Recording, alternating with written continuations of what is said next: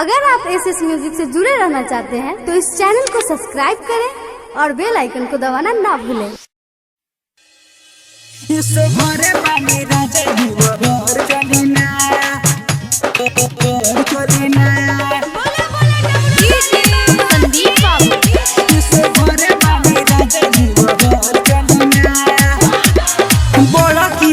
दिन भइल बाड़ी तो यारी तब काहे सोचतानी रहुआ बिचारी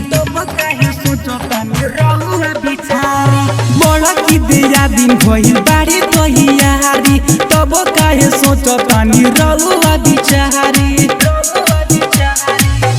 बाबा जी के दोहरा सन है सो कोलीना भोला जी के दर्शन है सो कलीना ये सो घर बानी सोया देव घर चलीना ये सो घर बानी सोया देव घर चलीना ये सो घर बानी सोया देव घर चलीना साहित्य रिकॉर्डिंग स्टूडियो इनारवा बाजार।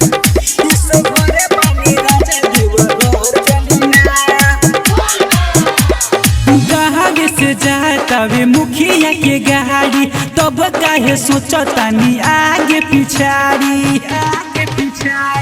गहावे से जातावे मुखिया के गाड़ी तब काहे सोचतानी आगे पिछाड़ी लेट जहनी कोहरी संग ही निकल चलीना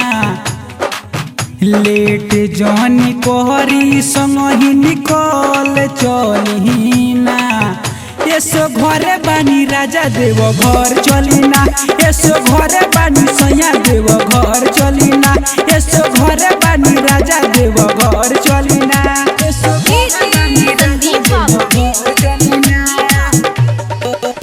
साहित्य रिकॉर्डिंग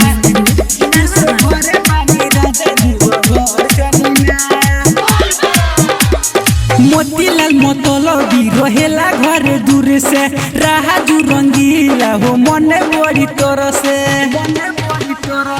मोतीलाल मतलबी रहेला घर दूर से राजू रंगीला हो मने बड़ी तरह से बन के कंवरिया आगे आगे चलीना बन के कंवरिया आगे आगे चलीना